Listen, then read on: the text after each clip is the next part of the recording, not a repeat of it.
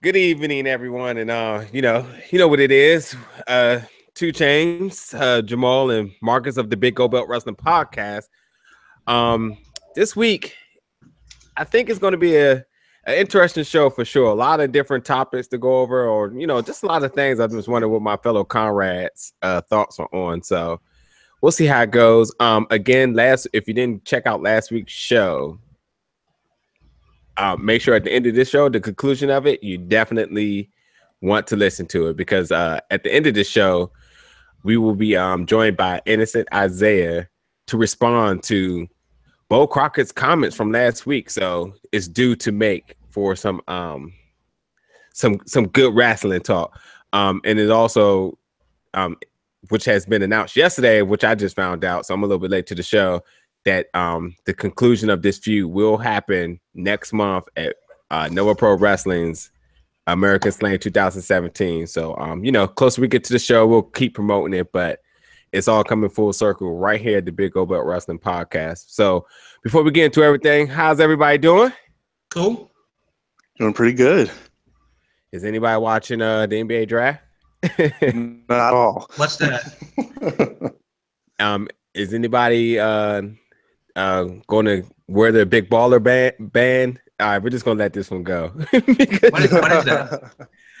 Oh man, I'm not giving that guy no credit on the show today. So anyway, we're just coming off the heels of the Money in the Bank, which was one of my favorite pay-per-views for WWE of the year. And with all that being said, I thought it was an okay show.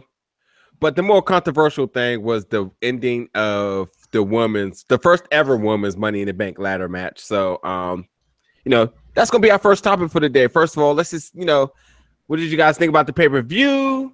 And, how would you rate it, sort of say? Your highs and your lows about the pay-per-view. We'll go with that. Overall, I give it a C+. I would have to say the high was that it ended, and the low was well, to be fair, I didn't watch the main event because I just don't care. But I would say the low was probably the title match, Orton versus Jinder, because I didn't believe that Orton was going to win. Yeah. Pretty much scripted all over line, and it pretty much manifested exactly how it was going to be. Marcus? I'd give it the same grade Jamal did. I did watch the main event. I actually think the main event was the high of the show. Solid match all around. I like sort of the story within a story with Nakamura getting attacked at the beginning and sort of making his way back in. Low, it's hard to pick just one, but if I did have to pick one, it would actually be the fact that on what we're supposed to believe is a pay-per-view, we had, of all things, a tag team match between the Ascension, which has a team that's been booked very poorly for a couple years now, and Breezango. Breezango's gaining in popularity, but I, for the life of me, could not figure out why that match was on a pay-per-view. No clue, and almost forgot about it, to be quite honest. I'm definitely going to have to go with, I'm not going to say my low, but my questionable point, to not piggyback off of Dr. M's, is the Lana and Naomi match, with Lana finisher being completely scrapped after it just debuted. Like, it had no legitimacy. And not that I thought she was ever going to win, but soon as she uses it, already has fell victim to the 2 count. The other thing I have to say is the WWE Universe absolutely do not know who they want, because when Rusev's in the ring, they want Lana. When Lana's in the ring, we want Rusev chants was happening, which I thought was something a little bit awkward, But overall, I think it was a C+ as well too. It did not have as excitement as it had as in the many over years matches that probably could have did without. Good to see the Hype Bros back. Probably should have been on the main card instead of the pre-show, considering that the Ascension got that slot, which makes no sense. And the closing match was good. I'm happy for Baron Corbin, which was my pick to win, to actually win. It makes sense, and he's already gaining my intrigue with how he keeps teasing his calculated strategy on cashing in. But for the controversial point of Money in the Bank is James Ellsworth climbing up to the top of the ladder to get the briefcase, to drop it down to Carmella for her to be crowned as the first ever women's Money in the Bank ladder match champion. I mean, people hated it, but man, why did I love it? Why did I freaking love it? I thought it was maybe one of the best things WWE's done in a while, because it's just, you want to talk about, like, I mean, I always feel like a heel should have the Money in the Bank briefcase, and you want to talk about adding on complete heat automatically. I mean, that was absolutely brilliant. I feel like, I'm not sure who, but somebody wrote in our group chat that it was absolutely bad booking. And I want to say it was you, Marcus, but I want to say it was Silly Sellers, which more you said or less, in the group chat? I believe it was, right? You're right. It was me. Sorry. Okay. So, again, your both of you guys' comments on this.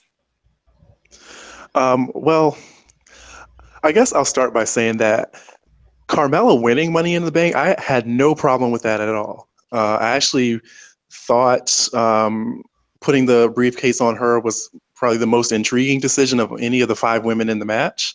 So that I didn't have an issue with. I also didn't have an issue with James Ellsworth helping. But like seemingly a lot of people online, I think just the way the ending of the match was booked was questionable, right? I think the booking would have been much better if, for example, Ellsworth like hoisted Carmella on his shoulders and like helped her climb the ladder or something, right? But I agree with what a lot of people said. I mean, the fact that a man grabbed the briefcase in the first women's Money in the Bank match simply doesn't make sense. And to top that all off, I think what's bothering me the most about this is, some people were saying, well, let it play out. There's a story behind this, obviously. So I tuned into SmackDown this past Tuesday, looking forward to seeing, all right, what story are they going to build from this? The story we're getting, if we want to call it a story, is that, okay, next week we're going to have another women's Money in the Bank ladder match. If I am one of the people in St. Louis who spent money on a ticket to go sit in that arena and watch the history-making first Money in the Bank, women's Money in the Bank match, only to learn that 2 weeks later you're going to give it away for free on TV, I'd be a little pissed. Good point.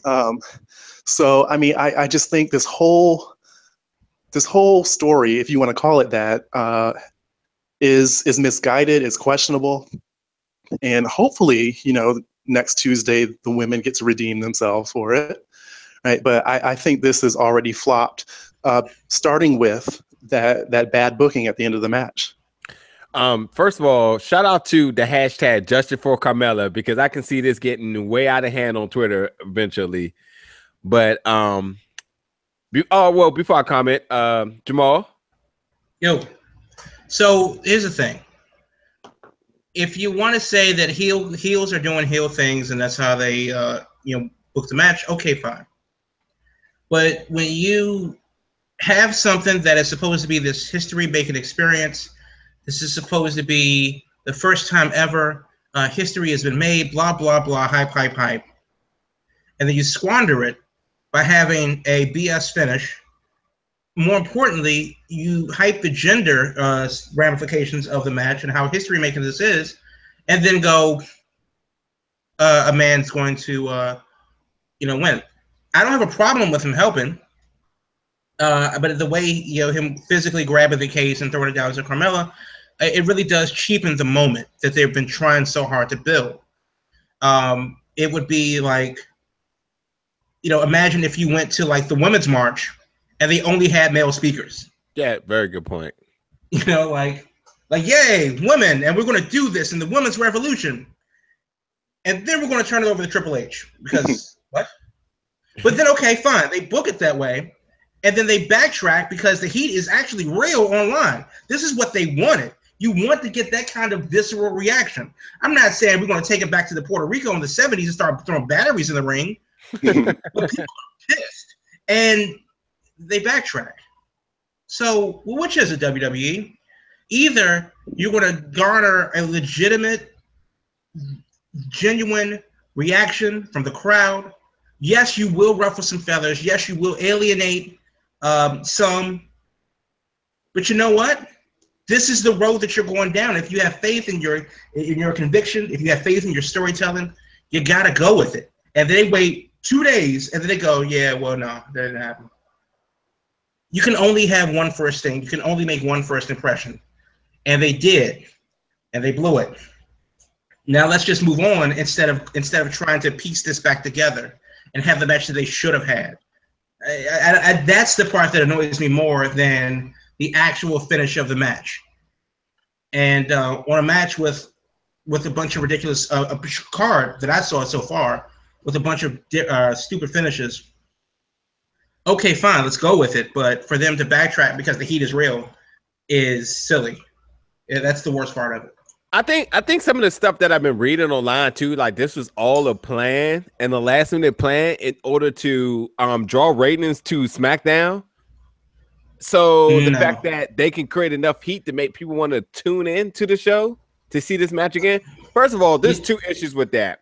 One issue is that although I like what happened, I cannot even lie to say that the air that felt like was pulled out of the room because of what happened, because of what the moment is. And I mean, I think this is an American thing when you think about, we care about records, traditions, and history. And when those moments are taken away, then, it almost feels unpatriotic to an extent. And I think, especially in this day and age, especially the way how they've been branding and building their women, that was absolutely a step back. I totally agree with you, Jamal, on that. And you've been saying that for a while. Like, hey, if you're going to say women's revolution and promote them to have these style of matches and everything, that they should let them have it completely.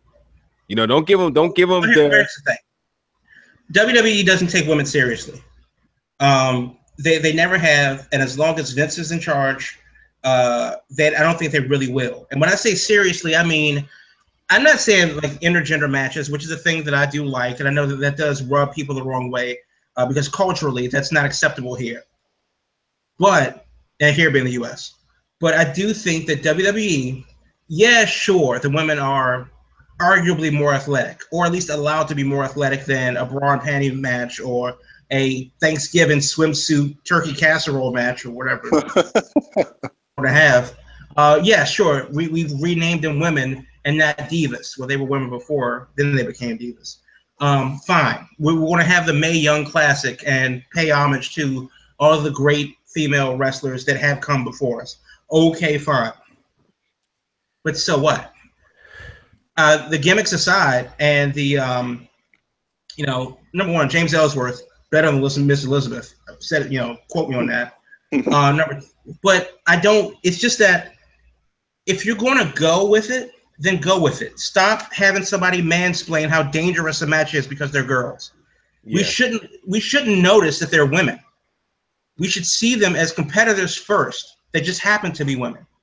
And WWE doesn't do that. So let me ask you then, I know you don't have much confidence in this, but I'm still going to ask you, do you think by the completion of the Mae Young Classic, when it's all aired and everything, do you think we finally jumped this bridge that you don't have to you can be that we don't have to keep hearing those same statements about what you just said about how dangerous or how bad a situation it is when it comes down for a women match? No, I don't think we ever will, because again, we're not talking about the Mae Young Classic or NXT. We're talking about the main roster, and on the main roster, maybe they do know the audience, and Middle America isn't ready for a woman to get busted open, or a woman's hardcore match, or a woman's ladder match, taking the bumps or the risks for bumps that the males do. We're not ready for a woman 450 splash off the top of the Titantron, for cultural reasons, and that's unfortunate. Whatever that is. But if Asuka's in that Money in the Bank ladder match and she's allowed to be herself, that's not the match that they're going to have, because somebody's getting German suplexed off the ladder. I hear right. She plays no games. And that's why, that's why I like Charlotte. Because Charlotte, I don't know if it's just part of, who she is, whatever, but she takes those chances and she creates those spots. And I will say between her and Tamina in the beginning of the match, they were going for it. They were absolutely going for executing every masculine spot that we later seen on later that night. Until the end of the match, it just became mellow. It really did. Do you think, for me, it felt that the match was way too short, and they rushed the finish? Yes. Mm-hmm. Yes. No. And do you think that because they were really going at it, and I was really ready to be invested, and the next thing you know, they started to do the bit where they trade in and out people out of the ring. Well, thank you. What is there a name for that? There probably is.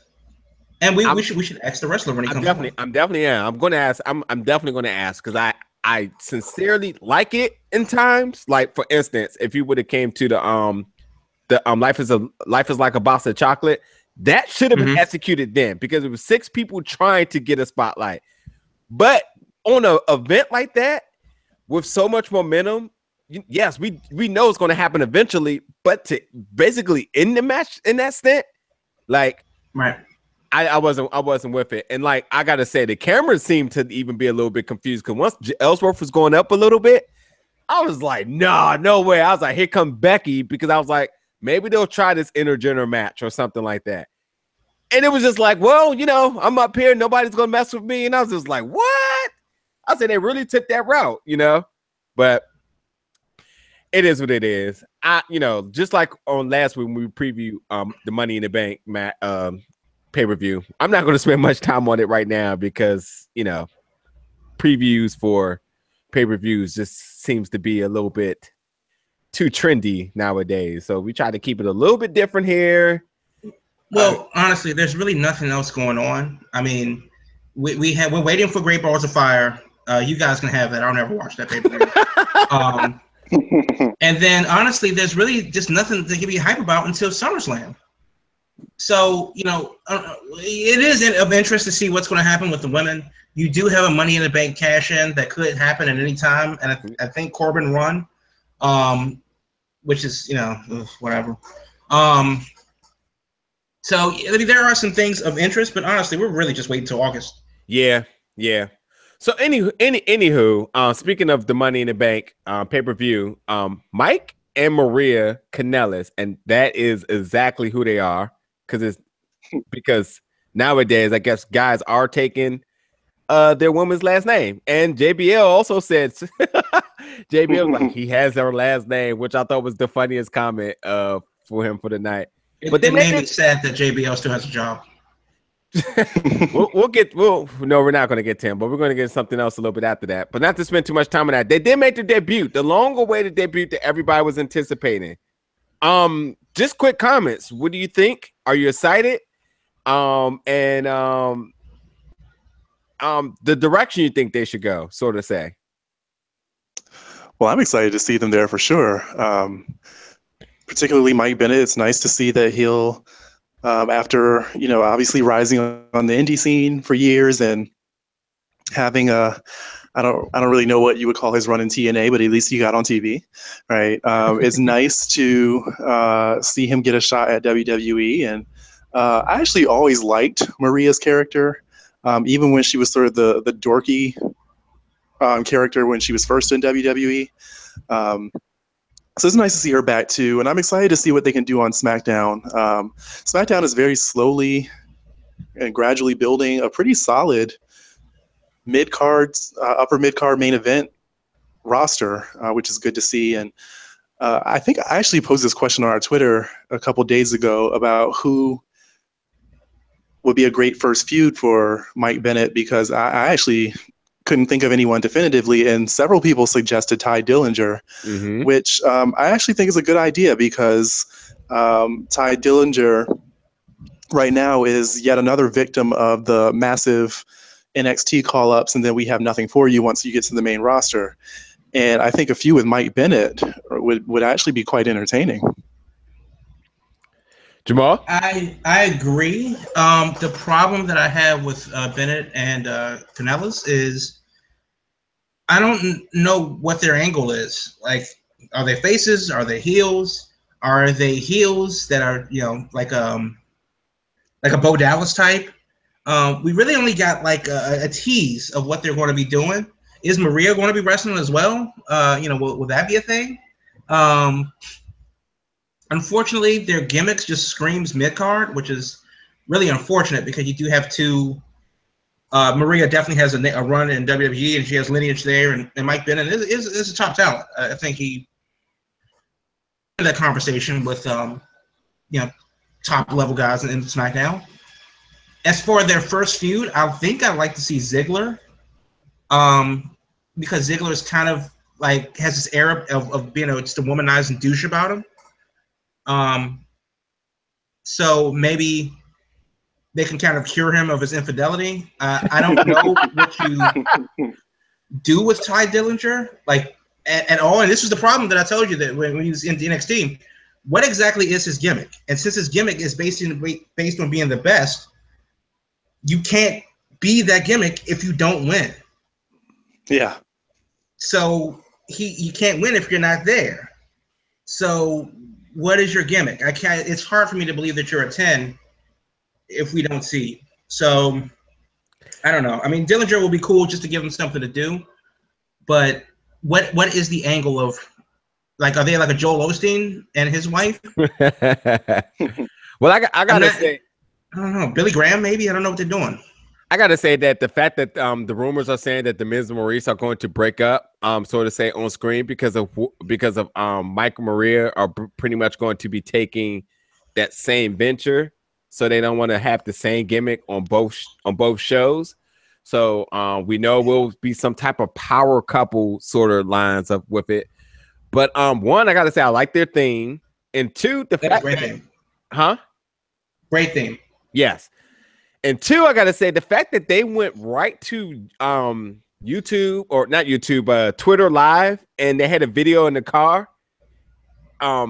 First of all, wait to use your platform as soon as you get to WWE, because people, yes, you did have TV time on TNA, or what was TNA, but wait to automatically captivate and use your platform now for other people to see who you are, because I mean it's like being from the nobody to somebody. So go for it.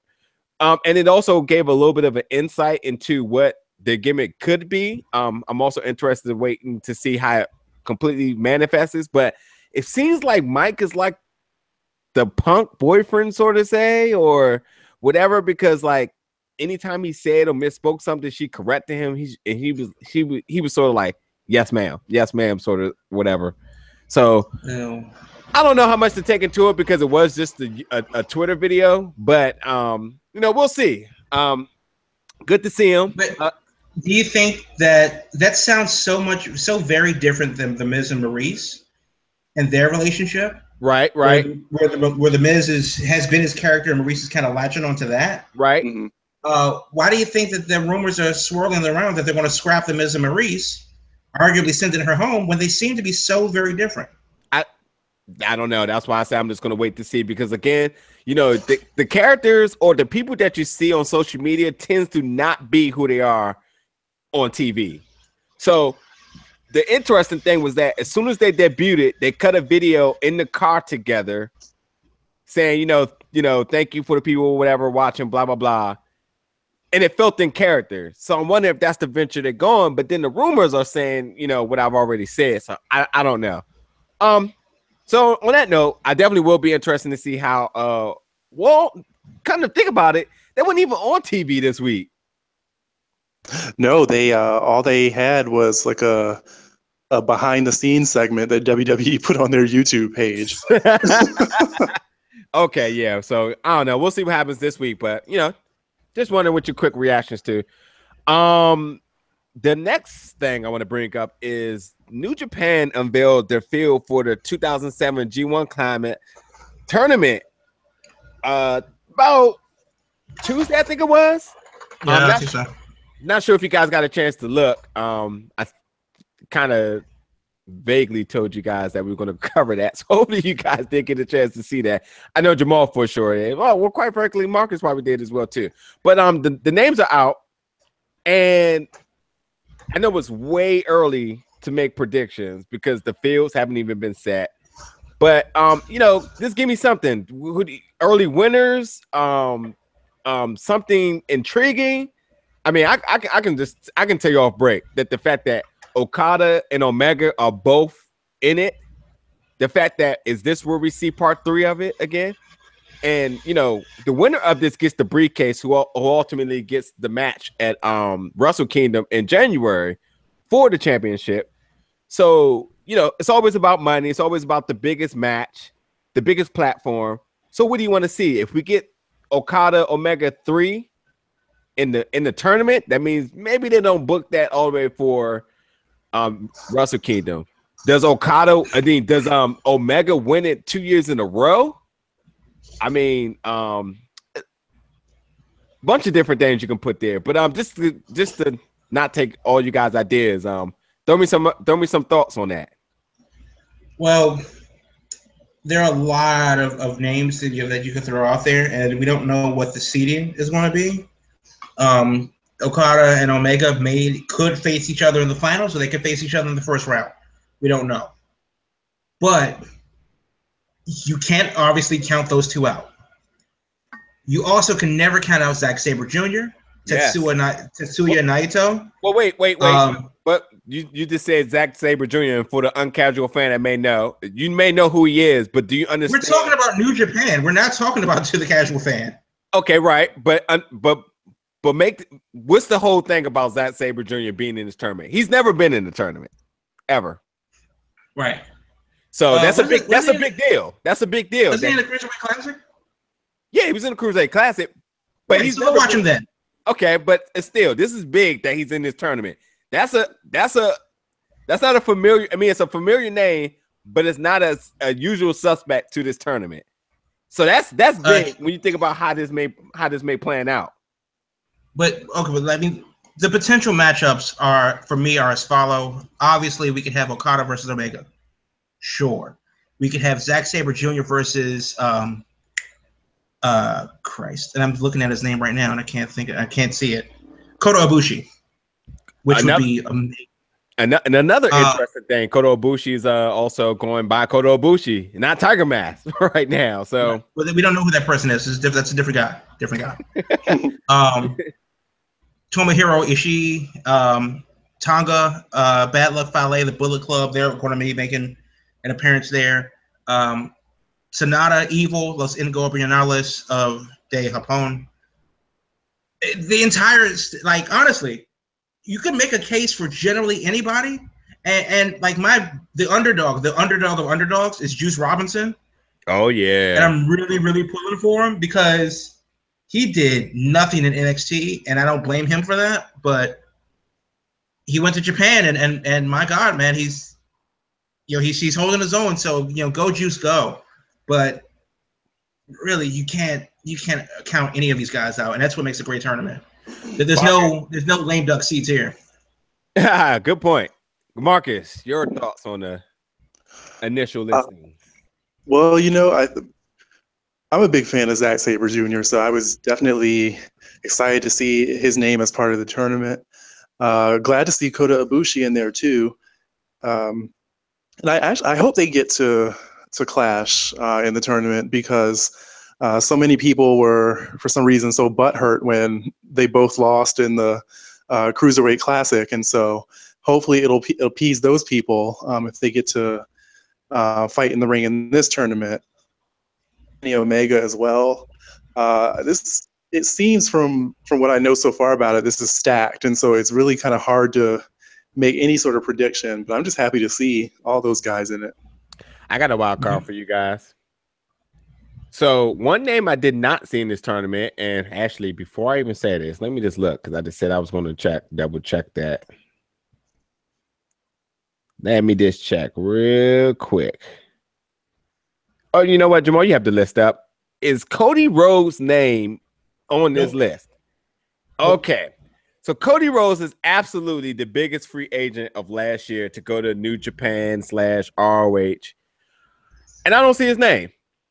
And Cody has not been silent towards saying he's up next for Okada for the championship. Yeah, they're going to do that in LA, right? Right. And you know the other storyline behind this was like, well, who is the leader? Who's the head of Bullet Club? Well, I think the problem for me is I don't really see the Bullet Club anymore. What do you mean? Well, I mean, I'm wearing the shirt, but I think they're at NWO. They're nearing NWO levels where like Scott Norton is in there now. I mean, there's only a core of people, the elite, and that's the Cody problem. Rhodes, and but it's not so oversaturated. Like it really could have been, but there's enough. But forget that though. Whole point is that Cody Rhodes is the big name, and I expect to see him in the main event for Wrestle Kingdom. With that being said, that's insane. You're telling me that Cody Rhodes is going to at some point in the future main event Wrestle Kingdom? Yes. Oh no! Wow. I think that's a bold prediction. I don't see it. And that only makes me think that either Omega wins 2 years in a row, which will be bananas too, but Cody beats Okada for the championship. That's how I'm looking at that. Oh no! And then my other dark horse is Tanahashi, because I don't know what it is, but he must have been working out with Jinder Mahal, because he's been looking jacked the last like 2 months. So I mean, he could have been working out with Liger, because Liger looks like he's 27. Dude's like 80 years old. So, anywho, moving forward, Mauro Ranallo made an announcement today on his Instagram that he will be returning back to WWE. Well, he's never really left, as he said. He said he stayed under contract. So, to all those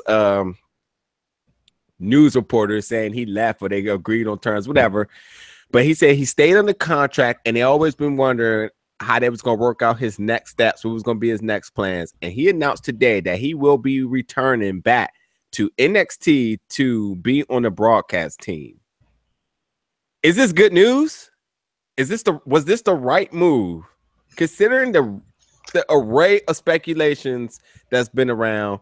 His sort of say quick leave of absence from social media, because it seemed to all be true. I mean, the characteristics of what the rumors were saying and how he was acting makes it all seem so true. And it's also just been that quiet, that elephant in the room, because like on the show Bring It to the Table, they bring up every topic. I mean, they brought out the broken Matt Hardy gimmick, the broken Hardy's gimmick, which is, something that shouldn't probably be brought up, considering that it was dealing with legal issues, but they brought it up, and they brought up every other aspect, but they did not bring up this one topic, which made me feel like it was just even more legit to whatever standards that is. But anyway, is this the right thing? Are you happy for him to be back? Are you just happy for him to, still be working with the company? Is this the right ending for this whole thing? I think it's a great move. I think from a sort of just a fan standpoint, Mauro is widely popular with a lot of wrestling fans. And so to have him back on WWE TV is, I think, a great move. And I'm just excited for the fact that here we are in 2017 and we have Jim Ross, Nigel McGuinness, and Mauro Ranallo all doing commentary under the WWE umbrella. You really can't get much better than that. And so I'm happy in that regard. And, at the end of the day, WWE is a business. They know how popular he is. And, of course, there's all the rumors, which he frequently says it has nothing to do with JBL. And quite frankly, I believe him. I think those rumors are overblown. But I think on a more important note, Mauro has been very public about his mental health issues. And again, with WWE being a business, right, having him back under the umbrella, I think opens up a lot of opportunities for sort of non-wrestling, mental health awareness stuff. They have the Be a Star campaign. Whenever, fatherhood comes around, we got Titus O'Neil, right? So, with Mauro, that's another person that WWE can kind of use as a vehicle to talk about a major issue. So I think it's a great move. It's a good point. I think that if you're a fan of Mauro Ranallo, then good for you. Have that, enjoy it. Personally, I think he's absolutely terrible. He's my least favorite commentator ever in WWE. I would take Mike Adamle over him. With that said, I don't know how I can really ever watch NXT again if he's going to be doing commentary every week. And so there's two things. We don't know how long he's going to be doing it. Will he just fulfill the rest of his contract and go do other things, or will he stay on longer in NXT away from the Big Bad Wolf? I do think that a lot of those issues, because he could have gone back to SmackDown and everybody would have said, yeah, thanks. But he didn't. He went to NXT. I do think that he could have called the other specials and worked like a Jim Ross contract, but he didn't. He went to NXT. So I think that this is probably the best. This is like a settlement for them. The best for both parties involved. They're not going to fire JBL because of reasons. And they're not going to continue to pay Mauro to sit on the shelf because of reasons. So where else could he go? Well, the principal says you go this way and the other guy goes that way. He's on NXT. I'm not really fond of NXT nowadays. It's lost a lot of its luster. But for me, hearing Mauro call it every week, it's the nail in the coffin. I'm watching the Japanese before I listen to that asshole speak again. Well, on the contrary, I'm happy that he's back. And I'm happy that he's able to work this out as well as his other obligations with like Showtime, which he will be calling the Floyd Mayweather Conor McGregor fight, which is absolutely very exciting for me. So I can't wait. And for all the reasons of why he took his leave of absence, sucked, hated it, felt bad for the guy. But I'm happy that they were able to come out with a happy settlement, which you can tell he loved WWE. You can tell he loved the fans. He was one person who was never afraid to make a retweet, because obviously people who retweet people all day is a bad thing based what JBL comments were. But it's good to see somebody of that stature to be able to interact with his fans. And the whole thing of him taking a leave of absence, people noticed it because somebody that's positive and actually does the right thing, what the social media sort of say, is a lot of people gravitate to. So I'm happy for it. I will say that I'll be curious to see if it's going to be a 3-man team or if it's just going to be him and what's his name? Nigel McGuinness, which should be very interesting as well too. However, the complexion, like the tone of their voices together, that is going to be a very interesting combination. So, I was thinking about that too. We'll see how it goes. But hey, for the reasons that you tweeted earlier, man, let him call one of those UK championship matches. If he could have called that Pete Dunne and Tyler Bate match, that would have been crazy. But happy for the guy for him to be back. Okay, another quick topic, and then we're going to get into one of our last segments for the day of having Innocent Isaiah join us. But before then, I want to bring us something that I added to the description pretty late because it didn't hit me that I should bring this up. But Wrestle Circus last night, Jamal sent me a text and said Wrestle Circus is having a show on Twitch. Which, first of all, I was just looking at Wrestle Circus at Wrestle Circus on Twitter for anybody. I was just looking at their Twitter page, and I've seen that Jordan Grace responded back to a fan that made this crazy comment at the reply from Wrestle Circus, where they said for the first time ever, fans will be able to tip their wrestlers during the match. So I thought that was, an interesting topic as well that combines with this. But Wrestle Circus seems to be doing a lot of different and new things nowadays. I'm just curious to know, and I'm gonna give you my thoughts first about how do you feel about one Twitter, wrestling promotions using Twitch for their streaming services, and I guess this counteracts the whole thing with YouTube and how they changed their policies, and it really hurt a lot of their monetary income for promotions.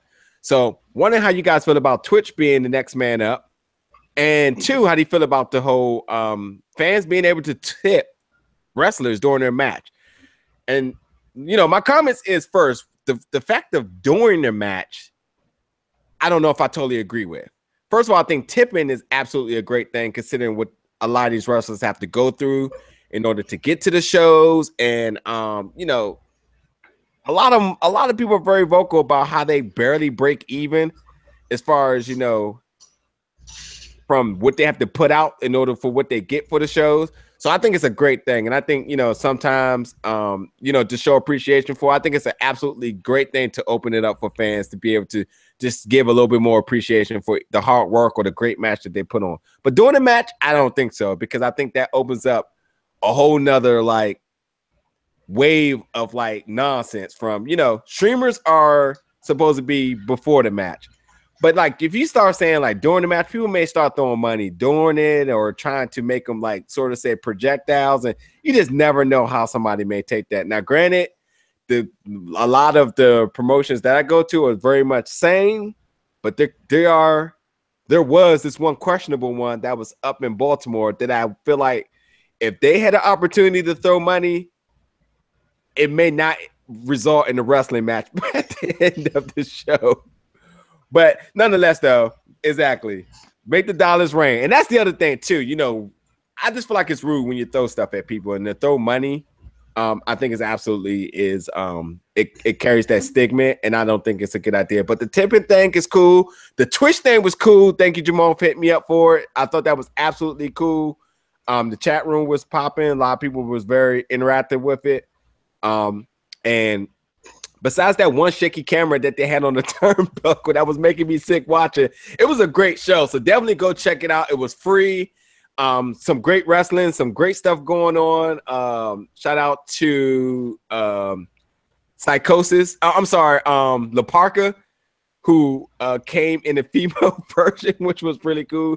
I forget her name, but I've seen two of her matches where she came out in different gimmicks. I know Jamal probably know her name, but nonetheless, it was good. It was a good experience overall. Comments from you guys.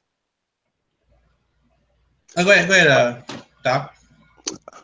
The Twitch thing, I'm all for it. I think any opportunity that an indie company has to get their brand out there for multiple eyes to see, they should take it, especially if YouTube is as restrictive as people have been saying it is. So, I mean, I'm all for it. It gets more wrestlers recognized, ideally, by casual fans, and yeah, I say go for it. The tipping thing, I don't know. I have mixed feelings about it. Because I totally get, especially the indie wrestlers. I've heard many times that it is hard to break even, and obviously, and so, especially a lot of the smaller indie federations, you're not going to make a ton of money unless you've been in WWE before and you can demand it, right? And even only a small few of those guys can. Right, right, and so, I mean, I totally support wrestlers getting more money. With the tipping thing, though, I guess it would ultimately come down to how that happens. I certainly would not want this to turn into feeling like whenever you go to an indie show, you're going to a strip club where you should bring your singles with you. Yeah, that's right. That's my point. Yeah, I don't think that's the way to go. And not to mention that some promotions decide they can have shows in strip clubs, but. Okay, continue. Well, yeah, that too, right. But yeah, part of me feels like it somehow kind of cheapens the presentation we're getting, and at the same time too, and I guess it really kind of depends on who you ask, but one of the values of indie shows is that they are relatively inexpensive, right? And if gonna feel, because if this becomes a thing where people are like, oh yeah, let's tip, right? There are some fans that are going to feel pressure to do that even though they may not be able to, right? And so if fans start feeling that way, then all of a sudden we're going to lose out on one of the defining features indie shows, which is that, for a few bucks, I can get a ticket and get a nice show without, feeling peer pressure to bring extra cash to throw tips in the ring. So I don't know. I can see both sides of the argument. I don't know which side I fall on just yet. Let me ask you guys this. Do any of you watch Twitch, have interacted with it, know it at all? Yeah. I stream sometimes. Okay. So what I think, and you can correct me if I'm wrong, I don't think they mean tipping at the venue. They mean tipping through Twitch. If you are a sub, you can sub to Wrestle Circus or anybody's channel for $5. If you to get emotes through the chat and the typing through the chat and whatever, but you can also tip by way of donations. Okay. The donations can be as small or as large as you want. I think minimum donation is usually $2. If you if you're an Amazon Prime member, you can tip through that or you can sub through that through your Amazon Prime account for free. If you want, they have a thing called bits. I think like 1,000 bits is like $10 or something like that. Okay. But you can do it that way where you can cheer, quote unquote, cheer for your wrestler by cheering them through bits. Now, my question would be is obviously how will they determine who gets what money and when? Will they split it equally between the wrestlers? What if it's an 8-man tag? Do they just... Now, granted, these are tips. This is extra money. And the owner of Wrestle Circus, which I don't remember his name, he did a live stream last night on Twitch of Friday the 13th, the game. And that was one of the questions that he asked. And he said, well, no, they're going to get their regular booking fee. They're going to get their, these are tips. So you don't go into a restaurant and then go, well, I have to do this. It is optional. It is in good taste if you enjoyed it that you do tip, because servers don't get paid that much. They get paid less than the minimum wage. So wrestlers, they may or may not break even too, as wrestlers have discussed.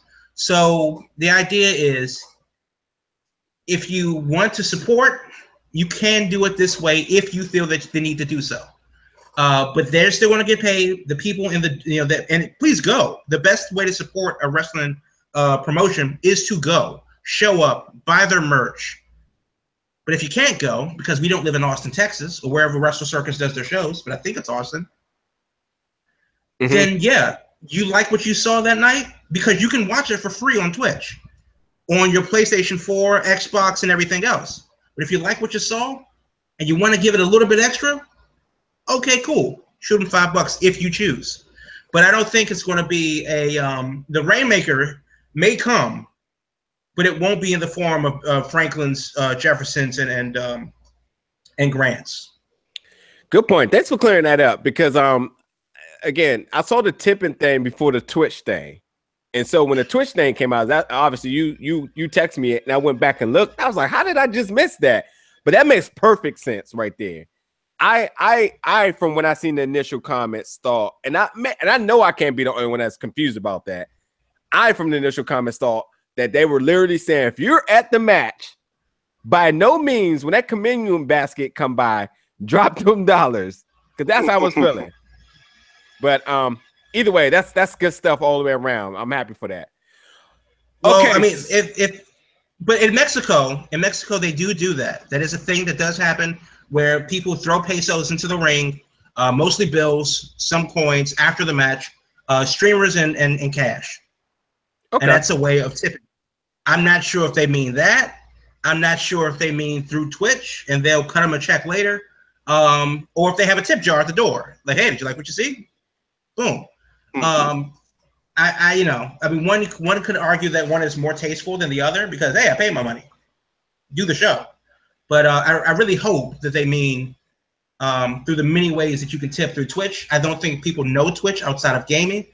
And I have Wrestle Circus on right now, and I'm watching Scott Norton versus Joey Ryan, a match that I would not have seen if it were on YouTube, because YouTube hates wrestling. So, yay, more wrestling. All right. And I love the live chat, too. I think Twitch is great. I watch it all the time, but I'm glad that wrestling's on there. And it should be. It's a game.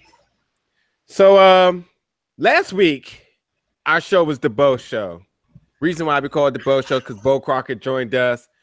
We talked all things wrestling, but when it got down to business, he had some words to send out for his former tag team partner of Cutie and the Beast, Innocent Isaiah, and some harsh words to say. But nonetheless, it wouldn't be right if we didn't give Isaiah a fair chance to be able to respond to such comments. And Jamal, I mean, me and you were there, and we couldn't help but to just feel like, I don't know. I just felt like the words was the brutality was just stacking up against us, as we said, as they were going. And I don't know, man. I'm just interested to see what Isaiah is going to have to say back today. So, with that being said, Isaiah is going to be joining us now. And okay. So until he actually joins us, I do want to read this from Kerry Awful. And I know that, I had some choice words for him last week, but he wrote this on his Twitter account, and I really respect him for it. And this is about the whole tipping and stuff like that. Yeah, I saw that. Good point to bring that up. He says, if the fans feel the need to throw money into a ring post-match, I'm all for it. It's a sign of appreciation. People idolize and glamorize indie wrestling, thinking that it's all of us. We're getting paid like we're top contracted wrestlers. Newsflash, we aren't. It's always a constant struggle between exposure, expenses, and experience. Kudos to the fan that throw dollars or streamers or whatever they invest for the wrestlers. Visit a merch table in person or online. Help support the boys who destroy their bodies and personal lives to entertain. Trust me, it means a lot. And I think with that message, if you feel the need to do something, if you feel that you have enjoyed yourself, then sure. However you feel the need to do it, then do that. Because a lot of these guys, it is exactly like that. And if you've seen Ride Along or Road Trip or whatever they call it on WWE Network, yeah, sure, it's a hyper-glamorized version of it, but that's been the business forever. How many books have been written about driving up and down the road hours upon hours on end from town to town? And most of that stuff is their personal expenses.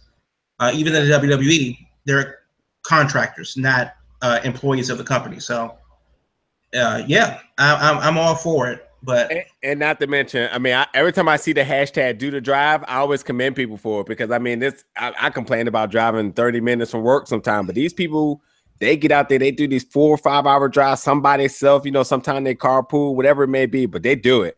And that's because when that promotion said that those people are going to be there, that is only as good as us thinking like, I can't wait to see that person. But those physical wrestlers have to do the drive. They have to get there. They have to be adults to either get on those planes, to rent that car. It's a lot to it. Now, it's definitely a great deal of appreciation. The best example of that was when Dijak was on the show before WrestleMania weekend. He did a show that started at midnight. I think he went on at like 1:30 in the morning, had his match, left the venue in Orlando, went straight to the airport overnight for a 6 a.m. flight back to Boston. Because, bills still got to be paid. So it's the business. It's always been the business. But the best thing that you can do, go to the show. Yeah. Support indie wrestling. And it's for you. It's your local thing. And the guy, we all need it. We the fans and the guys doing it. We all need it. So I guess before Isaiah gets on, I have some things for Do We Care? And we can just run through this really quickly. Go for it. Vince Russo, Vince Russo filed an order of protection. I saw this earlier. Man, those dudes are like next door neighbor BFS. Like, it's like 1 minute they're like kind of like saying they're cool, then they don't. What does that mean when another grown man since we're talking about it, I guess Jim Cornette is the respondent to this protection order in Indiana. Vince Russo has said that he's been a victim of stalking. So I'm only imagining Jim Cornette in like his white suit with a red shirt and tie, peeking with his tennis racket through the bushes, looking into Vince Russo's house. But yeah, that's apparently a thing that he believes in. WWE is thinking about bringing back the Punjabi prison match. Do we care? Oh God! All right, there we go. Hello, boys. I'm going to take that as a no. Oh, it's Isaiah. How you doing, man? I'm Isaiah, very how's it sorry doing, about buddy? all those technical difficulties. It's all going good. well now. We made it. So again, thank you for coming on the show. But more or less, it's not just about us. The fans really, really want to hear what your comments, your responses is to Beau's comments last week. Well, first off, gentlemen, thank you so much for having me on. Let me just start by saying that you guys have my full and undivided attention. I'm not going to be walking around my apartment, not making dinner while I'm a guest on your illustrious podcast. So let me just start off by saying that. All right. Okay. I mean, I just think it's a little rude to be walking around and distracting people with my different musings when I should be paying attention to the people who asked me to be on this fine podcast here. We appreciate that. We appreciate it much. Thank you, sir. So, Jamal, just the transcript, some of the pointers from last week, I would say, can you give us some of that real quick, just to recap a little bit? Well, I mean, I hate to bring up bad news, of course, since we have Isaiah in the room, but Beau did bring up some interesting questions last week. He said, number one, he said that he was the cutie in Cutie and the Beast. What do you think about that? Oh, that's absolutely correct, because I am absolutely fierce. Okay, so at least we agree on something. Right. So I'm glad that we agree on that. We do agree. Right. So Pour one for the Beau Show. So July 14th, American Slang, I believe that's in Annandale at the Firehouse. You guys are going to have it out in a match. Now, Cutie and the Beast, unfortunately, a beloved tag team in Nova Pro since the beginning, disbanded when Beau Crockett ended it. Now, my first question, I guess, it would be, could this have been avoided? I think it absolutely could have been avoided. I mean, we were going through a little bit of a rough patch with the Carnies, and we just couldn't figure them out. And, you know, you don't always get along with your coworkers, your friends, your family, your significant others. But in a mature society, in a mutual partnership, you express yourself intelligently. You know, so had we been going into the street fight, Beau could have pulled me aside beforehand and just said, look, Isaiah, win, lose, or draw, after this, let's take some time apart. Maybe down the road, we'll reconverge and recreate Judy and the Beast. But if he had just manned up and said that, then we wouldn't be where we are today. So you're saying that it was a bit of cowardice on Beau's part to just end it the way he did, that you could have respected his decision to have a bit of a separation.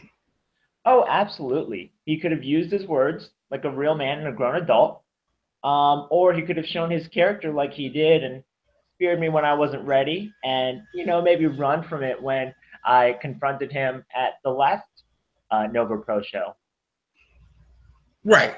Now, you did confront him at the last Nova Pro show, and Beau said that Beau works on Beau's time. And last time I checked, there was another guy named Beau who knew a lot of things as well, and that worked out for him. But now that he has the backup, just a tad bit. But now that he has the Carnies on his back, our Beau, how does that fare for you coming up in July? You know, God bless him. He's definitely aligned himself with a pack of heathens. Well, but that's got to stack the deck in your favor, though, right? And not to mention, too, you were just recently medically clear, correct? That's right. I should get the official doctor's clearance next Friday, which makes me ecstatic, so that I'll be good to go for July 14th. I'm counting down the days. It's a little over 3 weeks away. One small correction, Jamal. He used to be our Beau. He's not my Beau anymore. He made that apparently clear. He's the Carney's Beau now. You know? I mean, more like the Carney's young boy. But that's that's neither here nor there. Or maybe it is here. I don't know. Right. But, you know, facing the odds of 3-on-1, 4-on-1, it's worth it. It's worth it to get my hands on Beau. Heck, it could be 400-on-1. If it meant that I have the chance to get my hands on Beau Crockett and really show how I'm feeling physically, then I'll take that risk, because he overlooks, he underestimates. Yeah, he might have some new friends watching his back for now, but I have a whole lot more people in the crowd backing me up every single time I'm out there. So I think that I made the right choice, and I think that he made a terrible decision trying to hang out with his new friend. Mm. Mm. So Beau called you, quoting him, dead weight. Now, in this relationship between you two, it was very interesting to see you guys interact, and I think a lot of it because of you, specifically, turning him from being honestly a jerk in the beginning to one of the more beloved tag teams in Nova Pro. He called you dead weight. Now, I think that that's something that resonated with me a bit, because I think, honestly, it's a bit delusional to think that. It doesn't really make sense to me. What do you say when he says that basically he carried the entire Cutie and the Beast? And you know, where do you think his head is at? Because something along those lines just doesn't add up to me. I just think it's a true testament of his character. Everyone talks about adversity making you the person or the man that you are, and we saw that once Beau and I weren't having success and we started getting a few losses under our belt, he showed the true person that he really was. It's amazing. I've been on this journey for about 5 years, and some way, somehow, I keep coming back to Beau Crockett. He's not lying when he said that when I first started training, he was there. He was one of the more seasoned guys. And then we kind of went our separate ways, and then we came back together, went our separate ways, and lo and behold, got paired up together as a random tag team before becoming Cutie and the Beast. And I found it funny that he was always talking about lifting me up like dead weight. If you recall, every time that he lifted me up, he also dropped me down. And it hurt every single time we hit Time of My Life. It drove the air out of me. And the risk of injuring myself to inflict more hurt and harm on the other person, well, it was worth it. And he always overlooks that. And so if I'm willing to do that, working with him, he can only imagine how much I'm willing to risk to get my revenge on him. All risk and hopefully some reward in this matchup coming up July 14th. You versus Beau Crockett. What do you think the outcome is going to be? Like, realistically, you have the carnies, they're lurking about. I know that you have your posse too looking out for you. But one-on-one, let's say the fair is fair and it's one-on-one. He has a size advantage, a little bit more experience. You know, he's been running with a couple other groups around the country. How do you honestly think, especially coming back from an injury, that you'll do versus Beau Crockett on July 14th? I am confident in my abilities that I can beat him. I've been watching the Beau Show up and close for the past 5 years, and a lot more closely over the last year. And what Beau overlooks is my heart. That's an intangible. He's seen better than anyone else that no matter how much I get beat up, how hard I get put down, I never quit. I never stopped fighting so that I could make the tag to him. He always forgets that the person who never gave up in that ring was me. And so I wonder what's going to happen again on July 14th when Beau realizes that he cannot put me down and he's going to get frustrated and he's going to take shortcuts. I think that's when I'll capitalize on him, because as much as he wants to talk and as much backup as he has, he can't break my spirit. So win, lose, or draw, after the events of July 14th, what's next for you? You know, that's a good question. All Thank right. you. I wanna put this whole Beau issue to bed behind me. I think leaving that match, it's gonna be painful. There's no denying the rage and the strength that Beau has. So I fully expect leaving the next Nova Pro show with some bumps and bruises. And then after that, I'm not completely sure what's next. I might go down the singles path a little farther.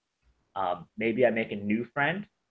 At the last Nova Pro show, I told Faye Jackson that she and I had a lot in common in terms of our offense. So, maybe there's a new tag team on the horizon there. I don't know. That'd be interesting for sure. Oh, absolutely. And again, for everybody, that is July 14th we're back at the JCC. So okay. Get your tickets, step over to at VA Wrestling. Tickets are available. Come out, because the end of this chapter is going to be exciting for sure, and I can't wait. And for you, Isaiah, where can the fans follow you and keep up with all your latest updates? So you can follow me on Twitter at Stylish Santero. That's SANTERO.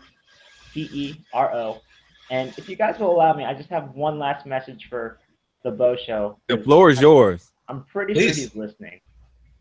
We keep talking about July 14th, and that's an important date. But he has a more important date coming up. That's July 8th and July 9th. He's going to Bristol, Pennsylvania for the Ring of Honor training camp. And everyone thinks that I hate Beau. That's a lie. I don't hate Beau. I hate this aspect of Beau, but he was my best friend in wrestling. When he goes to that camp, I hope he learns a lot and he has a lot of good experience, right?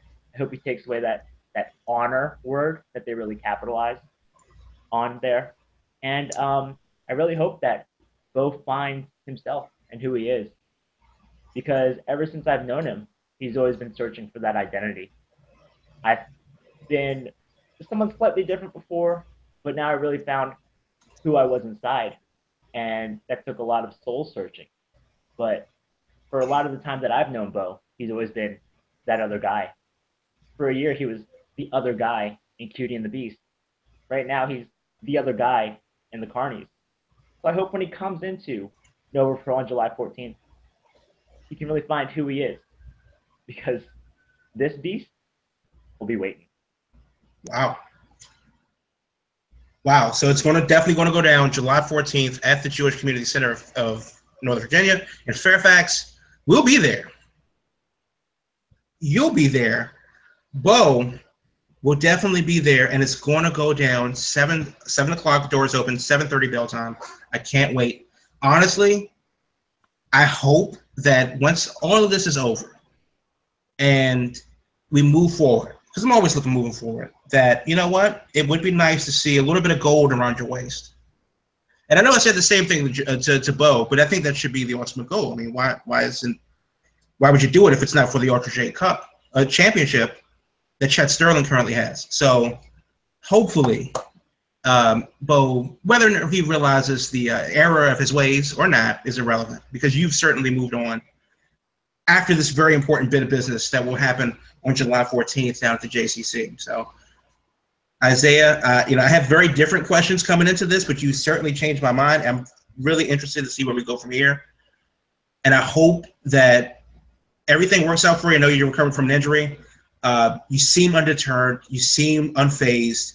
And honestly, a person with nothing to lose is the person that I fear the most. So we'll see what happens on the 14th in July. 3 weeks away, folks. I can't wait. It's exciting. Looking forward to it. And again, thank you for coming on the show. And as I listen to you talk, like, I can't help to feel like emotionally connected to this as well too, because as much as this is going to be an emotional battle for you two, upon our first Nova Pro show, our biggest highlight of the show was Cutie and the Beast. That's all we talked about, and you can listen back to our episodes. So there's all truth to this. Cutie and the Beast was all we wanted more. That's all. Yeah. You want to talk about puts butts in seats? Cutie and the Beast carried us for like the first 4 shows for sure, to say like, we're going to see what Cutie and the Beast is going to do next. And no matter how much of an obstacle it was to get there, we made sure we got there because we wanted to see what you guys were going to do next. And for this to happen, for this breakup to happen, we're so emotionally tied, and I just can't wait to see how this completely manifests at the end. So, well, I appreciate those kind words. We always loved the support, and you know what? I'll share credit for the team with Beau, because I'm man enough and mature enough to do that. I just wish that he would feel that same way. Yeah, I mean it's kind words, and we thank you for being a bit malevolent about it. So it's going to get awesome. And before we go again, please plug in where the fans can follow you and keep up with all your latest information.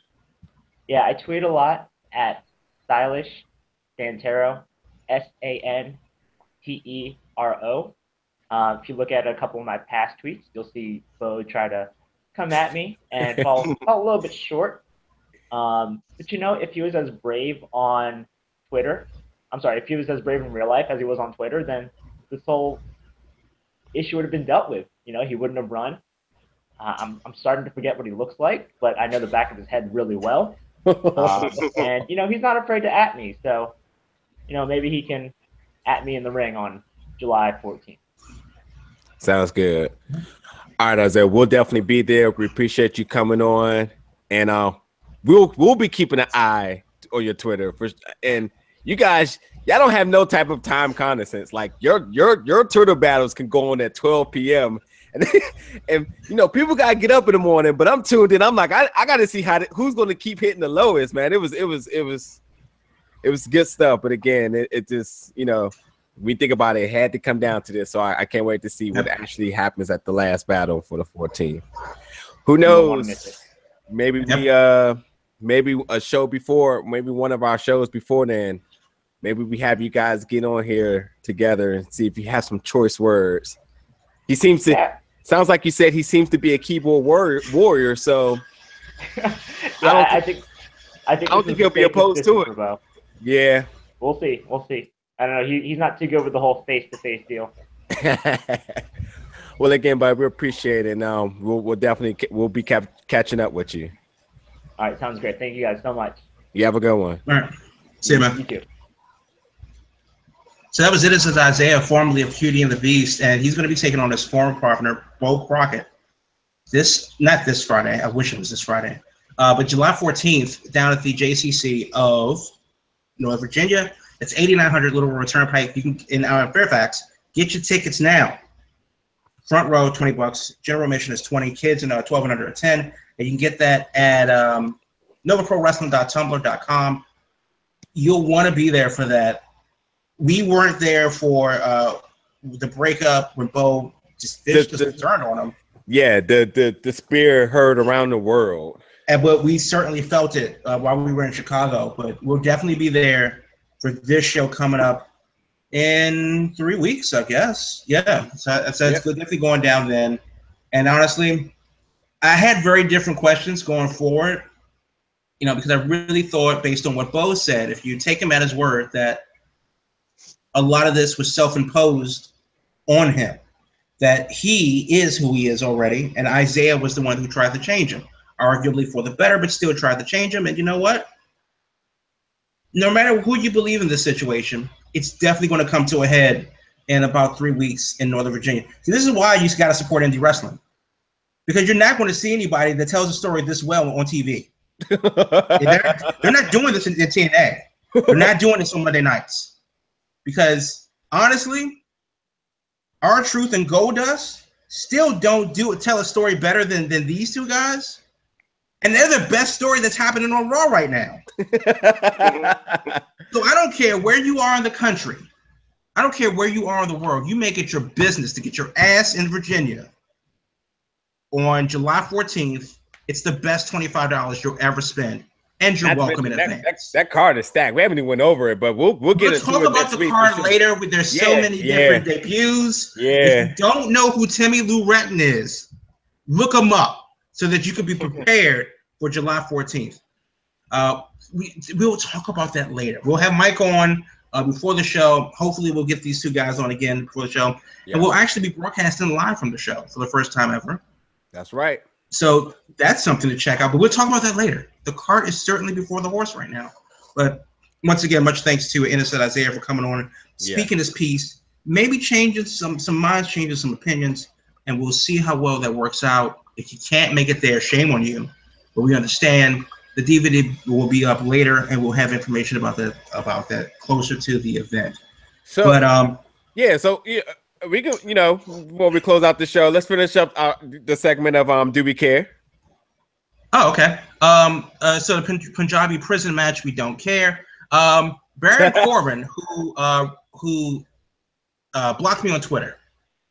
So Baron Corbin could go scratch, but he did respond to a fan in a sudden show of heart or balls, whichever one comes first. That on Twitter, do we care? Nah.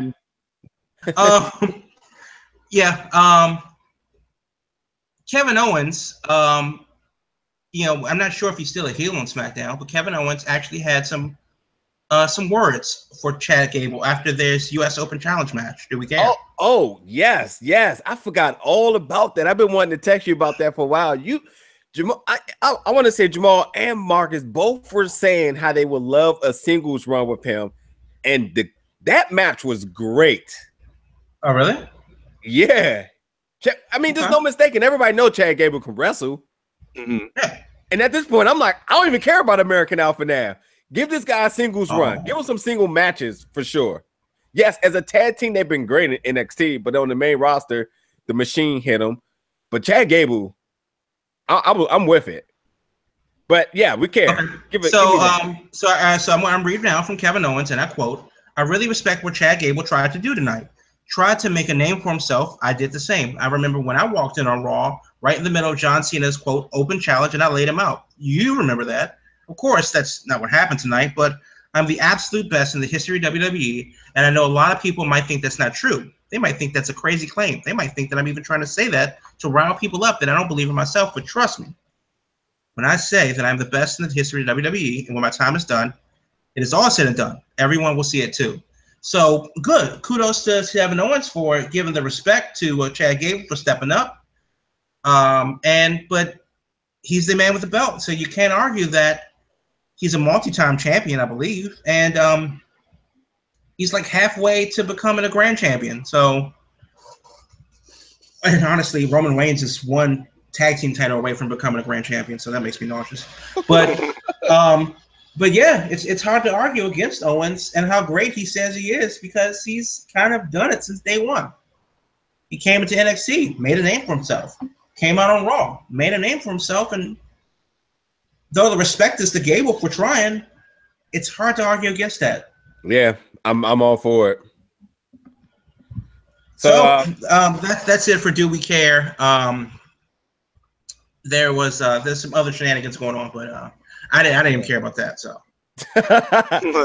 yeah, before we close the show, for my fellow comrades, anybody have any closing words or anything? Go ahead, Doctor. No, I would just quickly say that I proudly walk with Elias Sampson. I think he's one of the best things on Raw right now, in addition to Goldust and R-Truth, as Jamal pointed out. And I am legitimately jealous of you guys going to Nova Pro in July, because sounds like you all are going to get to see some pretty great stuff. So, and just to clarify for our fans too, Dr. M is actually a doctor. So if you want to get some of your education on, and I know the word is education. Somebody tried to correct me when I made it funny before. He's professoring down Atlanta. So while he's making his money, doing this thing, give it back to the kids. He's not able to make it, but he already know if you ever step back foot home in the DMV area, there is a place for you to sleep, and you're walking in right in with us with Nova Pro. Indeed. I just want to say that very quickly. Chad Sterling versus Logan Easton LaRoe is the main event, and it's a ladder match, and I think that's the first ladder match they've had. And I'm not saying that because I'm a huge Logan fan, and I am. No, it's the ladder match thing, and it's the ladder match. It's the ladder match.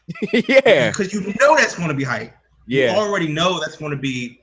We'll talk about that later. Yeah, can't wait. But I'm getting hyped right now for it. Can't wait. But I will say the one thing though, Ring of Honor is having their big show this weekend, Best of the World, outside of Boston, up in Lowell, Massachusetts. That's isn't that Dijak area? Yeah, definitely.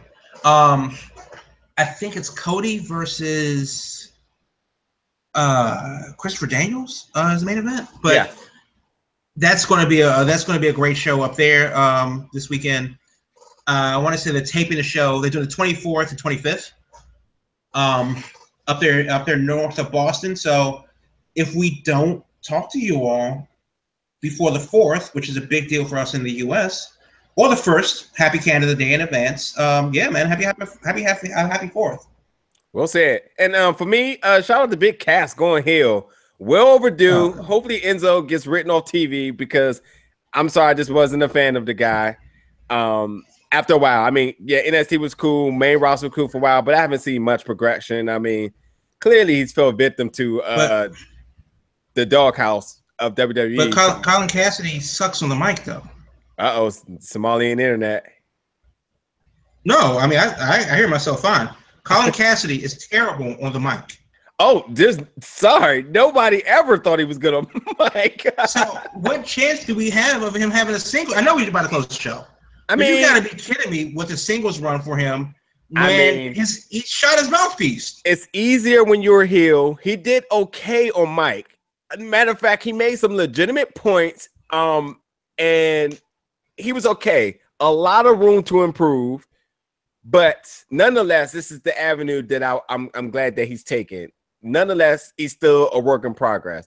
But as a heel, he can always get a mouthpiece. I mean, I'm talking about when you talking about crazy fantasy booking. What about Daniel Bryan sent Carmella to the other show just because of Ellsworth or somebody getting involved in this match coming this week, and they actually get aligned again?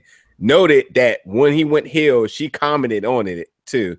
So be interesting to see if that works anyway. Carmella is a much better mouthpiece than way better on mic than Big Cass is, but who knows? But whatever. As a heel, at least he can always be paired up with somebody to make it work.